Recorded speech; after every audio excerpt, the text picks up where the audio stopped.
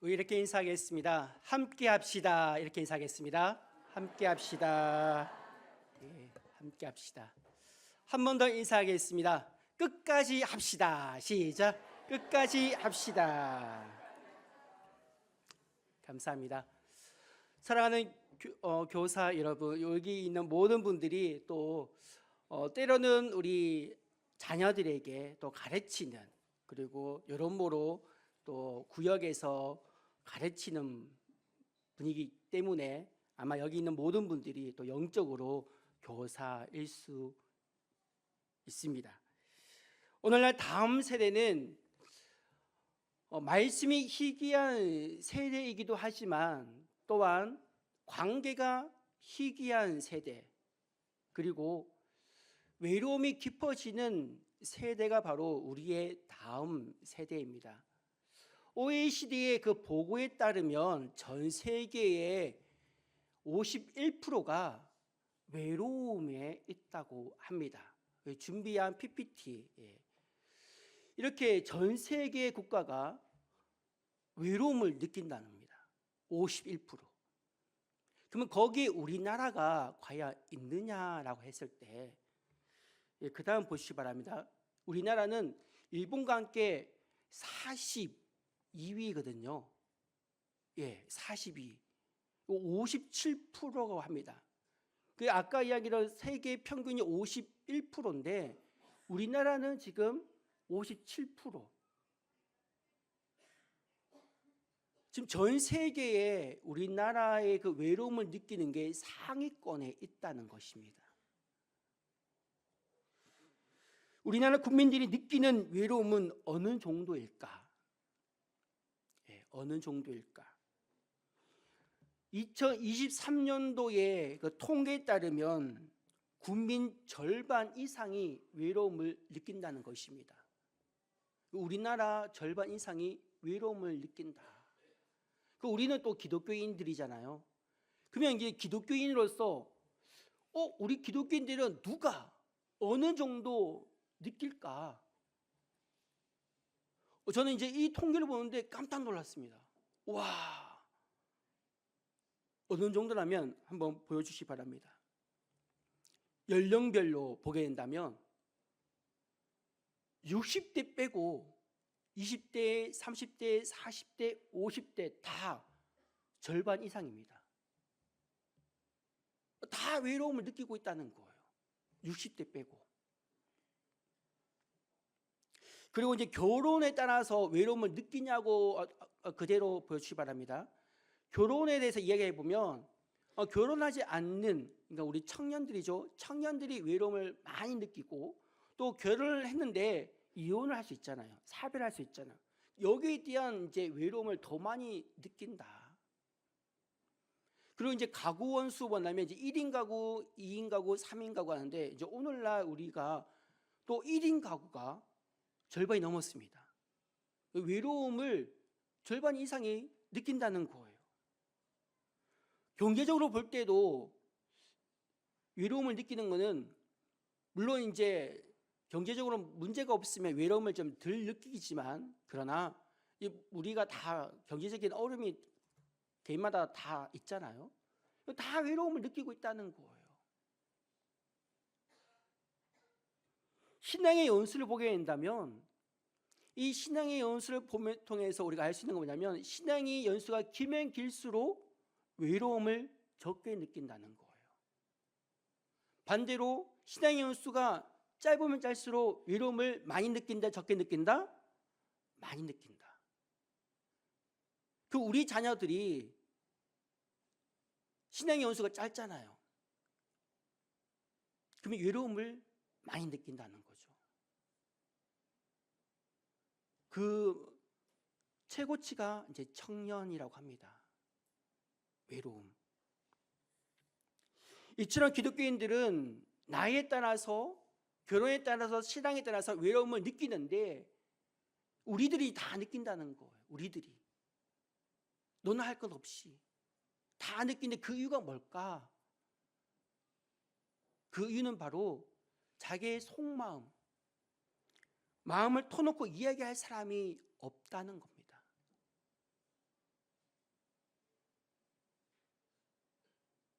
다시 말해서 교회는 오는데 하나님의 말씀 듣고 혹은 자기 볼일만 보고 가는 거죠. 그러니까 옆에 있는 성도들과 뭐 이야기를 하거나 나눔을 하거나 교제를 하는 그런 일이 없으니까 교회 와도 외롭다는 거예요.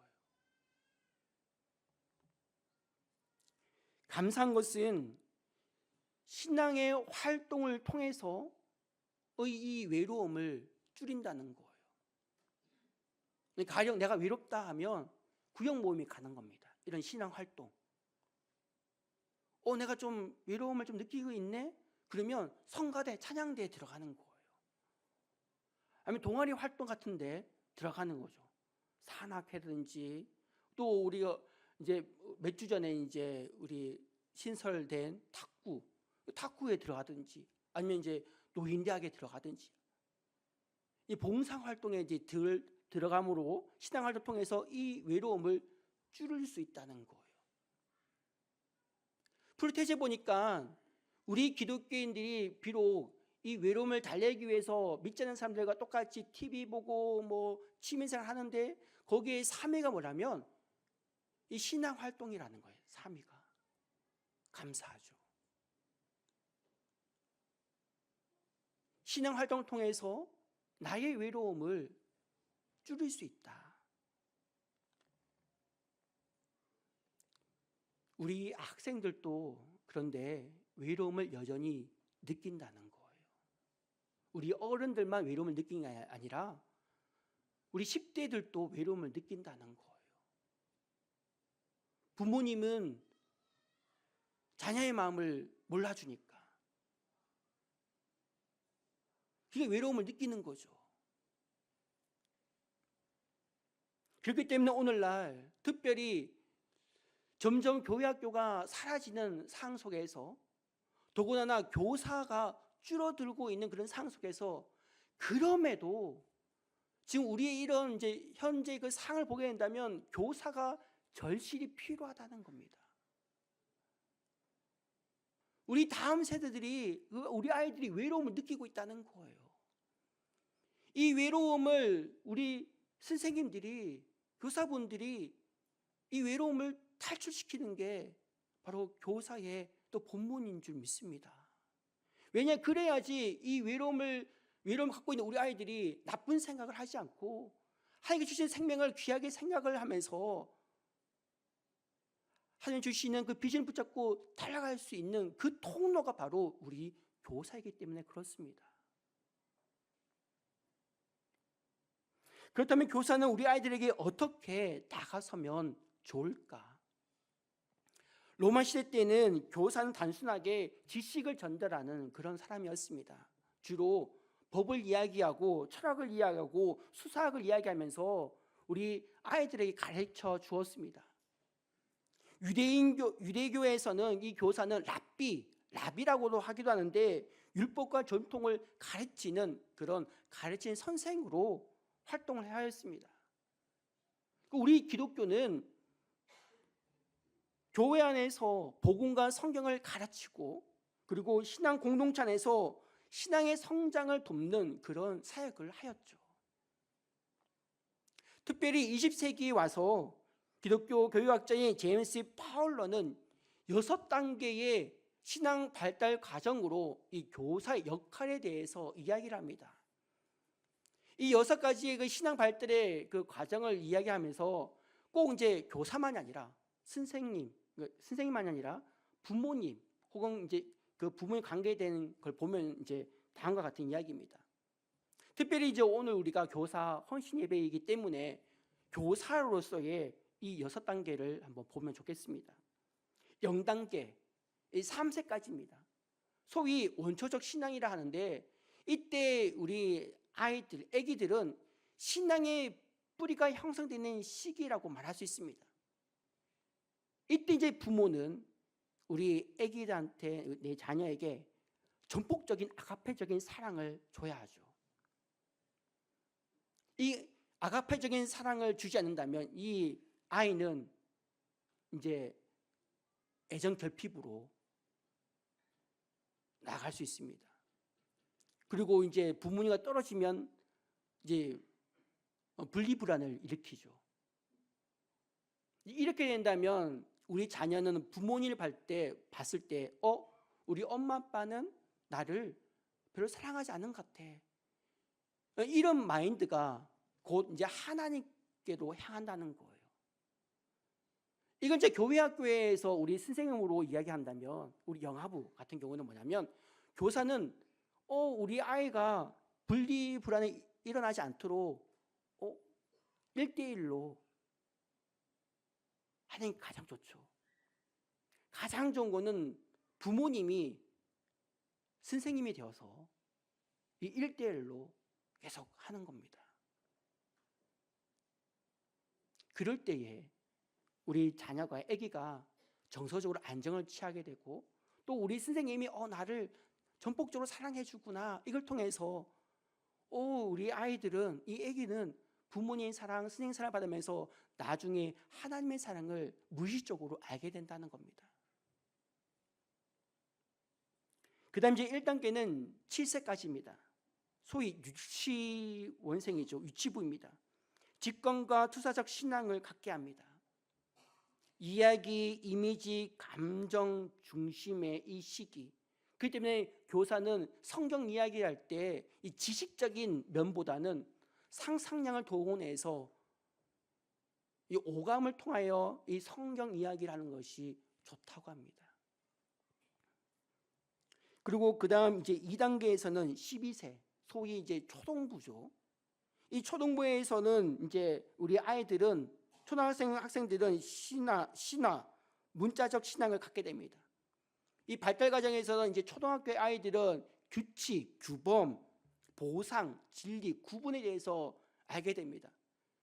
그렇기 때문에 이제 이때에 이제 교사는 조금 더 교리적인 혹은 이제 신앙적 이야기를 할 수 있죠.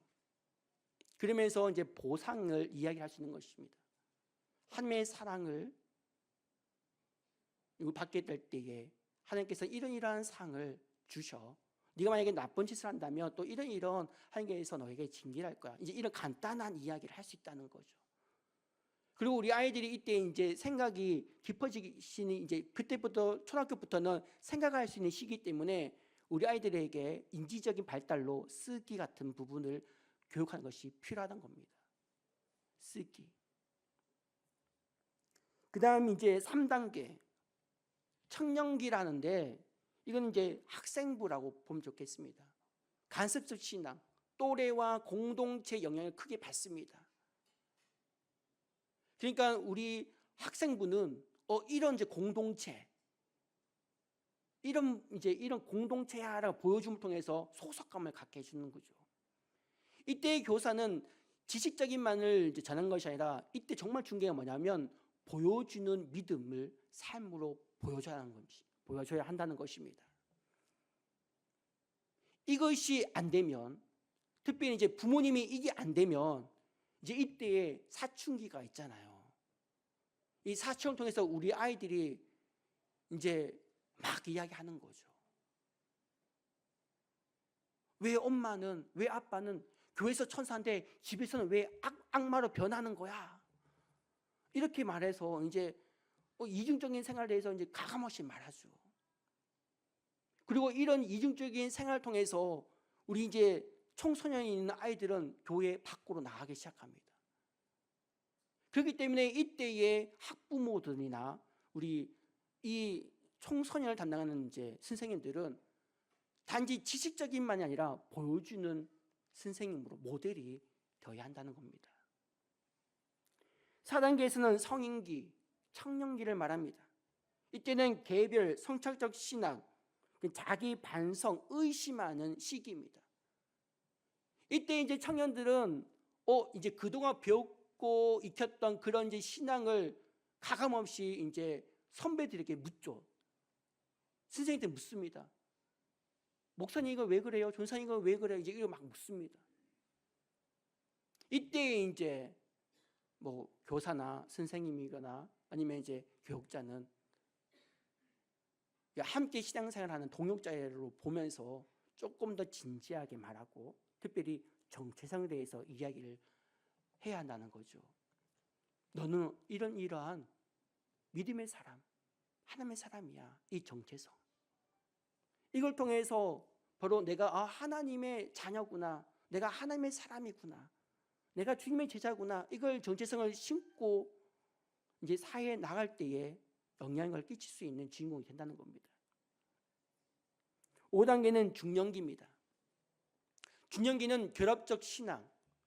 그러니까 많은 이제 사회생활을 하면서 이제 많이 이제 알게 되죠. 처음에는 내 힘으로 나의 능력으로 뭐 다 할 수 있을 거 했는데 근데 붙여보니까 그게 안 되잖아요. 이 모양 저 모양 깎이면서 이제 수용적인 이제 사람이 되는 겁니다. 이제 중년기 되면 그렇잖아요. 그래서 열린 사고가 필요하죠. 이때 이제 교회 학교의 선생님도 마찬가지.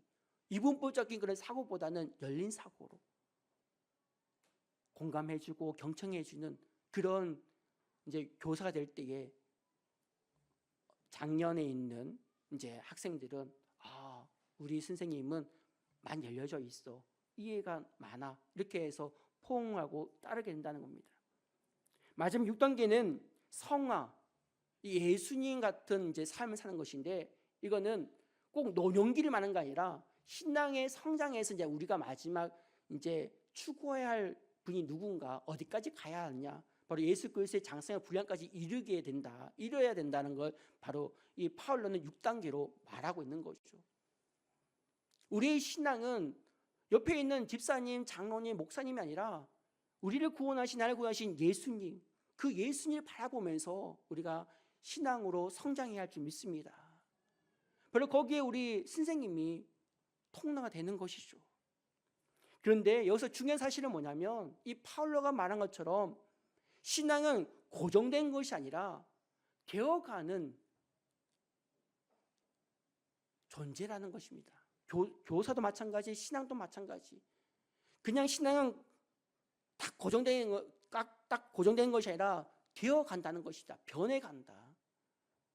우리 옆에 있는 우리 선생님도 완전한 분이 아니라 되어가는 분이시다.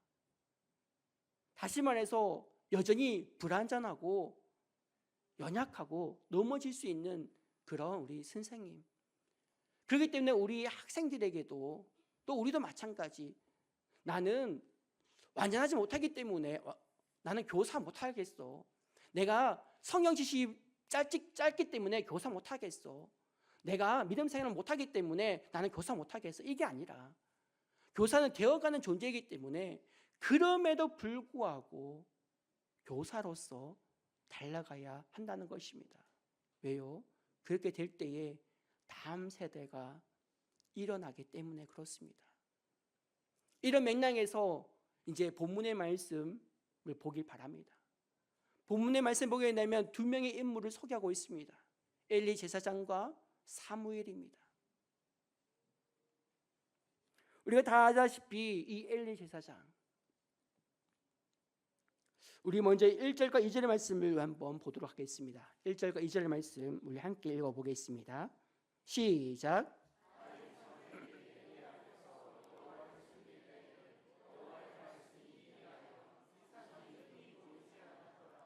엘리 눈이 점점 어두워가서 잘 보지 못하는 그때에 그가 자기 처소에 누웠고. 아멘.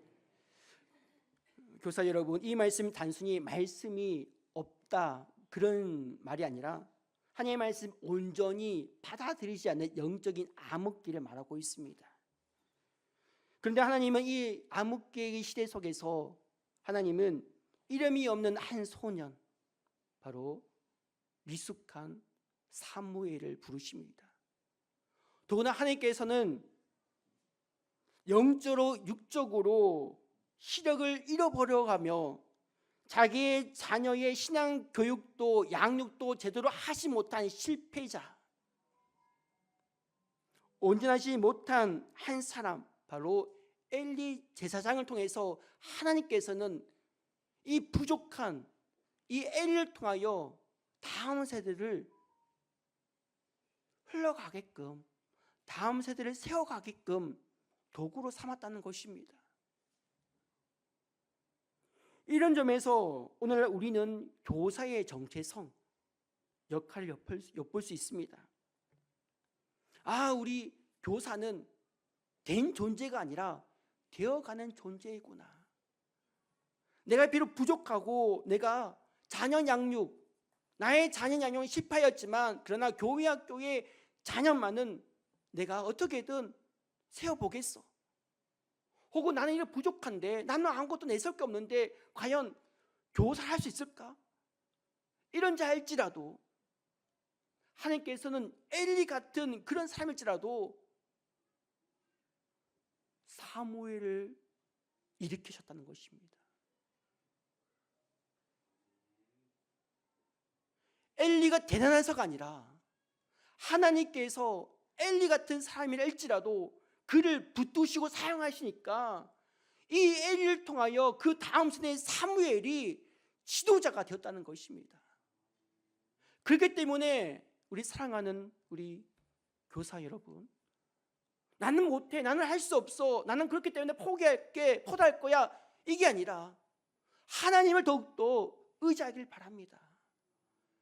그래서 우리는 할 수 없습니다. 우리는 여전히 연약하고 우리는 여전히 불완전한 존재입니다. 그러나 하나님은 완전하시고 능력자이십니다. 그렇기 때문에 우리가 하나님의 손에 들리게 된다면, 나는 할 수 없지만 그러나 나를 통해서 다음 세대가 사무엘처럼 이스라엘을 이끄는 한 인물, 우리나라를 이끄는 한 인물을, 그런 인물이 이름을 통해서 생겨날 줄 믿습니다. 우리 한번 9절 말씀 한번 읽어보겠습니다. 9절 말씀 시작.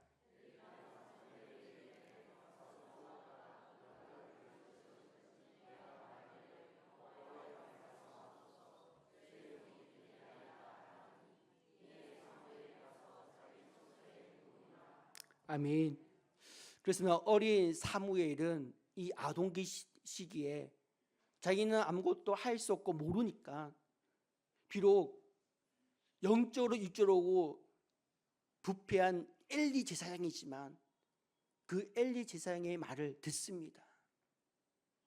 그리고 엘리 제사장은 자기가 부족하지만 자기의 자녀 똑바로 신앙 양육도 못했지만 그러나 그가 그동안 가졌던 신앙의 그런 깨달음과 암이 있지 않습니까?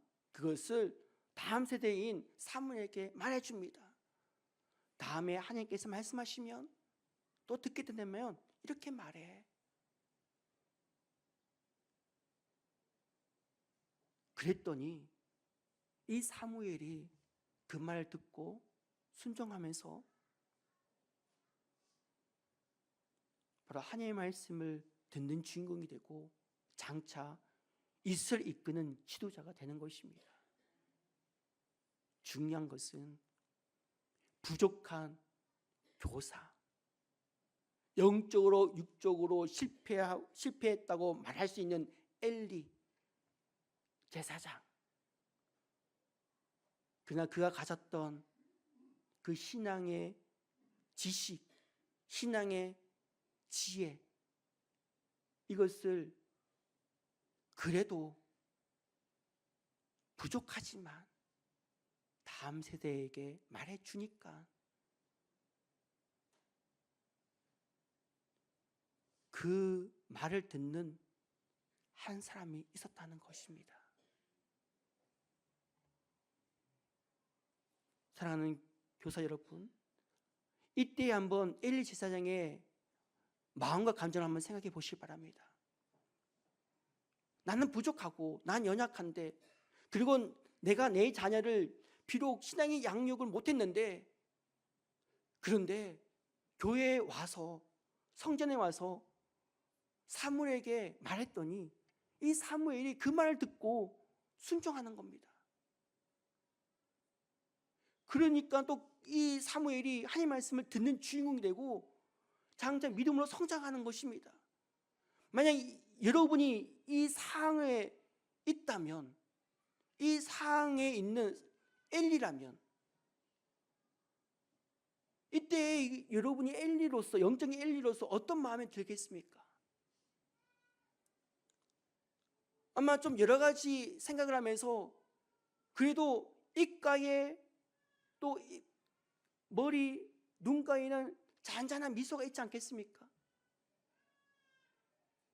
비록 나는 내 자녀는 신앙의 양육을 못했지만 그러나 성전에 있는 내 자녀, 영적인 자녀, 교회에 있는 내 자녀, 영적인 자녀는 잘 자라가고 있구나. 이걸 보면서 하나님께서 그래도 부족하지만 나를 사용하시구나.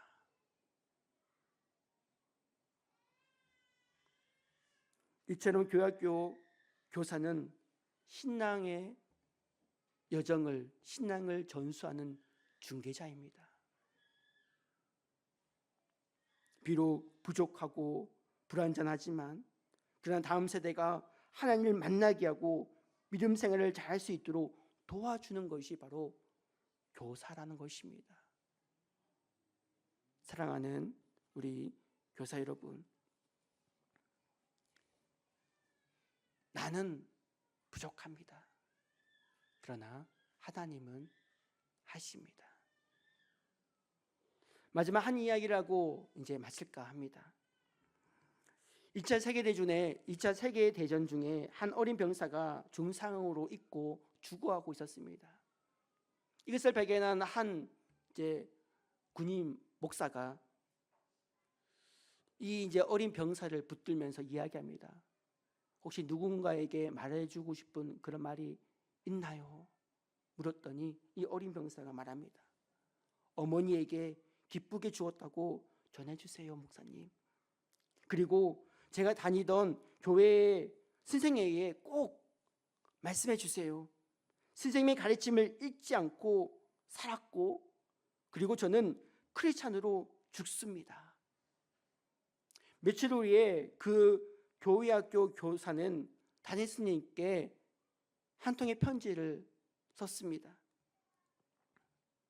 목사님, 저는 얼마 전 교사 직분을 내려놓았습니다. 가르치는 일이 의미가 있을까 회의가 들었기 때문입니다.